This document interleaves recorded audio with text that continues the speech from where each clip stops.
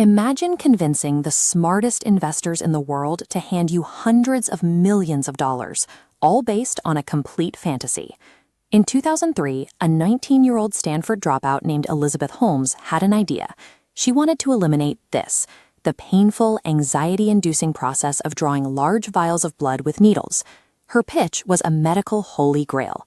She claimed her startup, Theranos, could run hundreds of complex laboratory tests using only a microscopic amount of blood from a simple finger prick.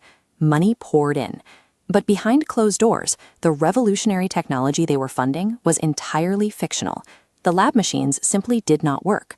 So how exactly does a teenager bypass basic scientific scrutiny to extract billions from some of the most powerful experts on Earth? The first move was a masterclass in misdirection. Instead of submitting her devices to the medical community for standard peer review, Holmes built a board of directors packed with former government officials and military leaders. Mapping the Theranos board, political and military heavyweights on the left. On the right, an empty column for medical scientists. Over time, while public valuation climbs, internal test failure rates violently spike. Their lab machines produced completely unreliable results. To keep those failures hidden, Theranos enforced extreme internal paranoia.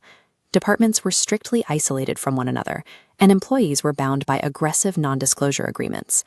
The lab technicians who actually saw the bad data and raised genuine scientific concerns simply weren't listened to. They were marginalized, threatened with legal action, and silenced. Early investors saw this intense secrecy and assumed it was classic Silicon Valley stealth mode brilliance. They ignored the complete lack of peer-reviewed data and happily wrote the checks. To drown out any lingering doubts, Theranos launched a massive public relations blitz. Holmes crafted a highly specific, visionary persona, securing glowing profiles across major magazines. The media eagerly crowned her the next Steve Jobs. They focused entirely on her compelling narrative as a young, brilliant dropout, completely bypassing any critical look at her product's actual efficacy. This constant spotlight triggered intense FOMO, the fear of missing out, among Silicon Valley elites.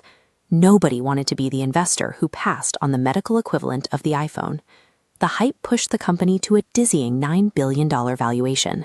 But real patients were beginning to rely on these flawed tests for critical health decisions, putting lives in active danger. The media effectively ran the marketing campaign for a mirage. It proved that if you tell a flawless story, people will temporarily ignore a total lack of underlying science. The illusion held until 2015, when Wall Street Journal investigative reporter John Carreyrou started poking around. Carreyrou didn't use complex investigative tricks. He simply asked the basic, foundational scientific questions that the board of directors and the billionaire investors had skipped over for a decade. The dam finally broke when brave former employees violated their restrictive NDAs to hand over evidence of the unreliable, dangerous test results. This line chart shows the brutal speed of the fallout. Once the public realized the scientific data didn't exist, that $9 billion valuation evaporated straight to zero. The company shut its doors permanently in 2018. Elizabeth Holmes was ultimately convicted of fraud and sentenced to prison.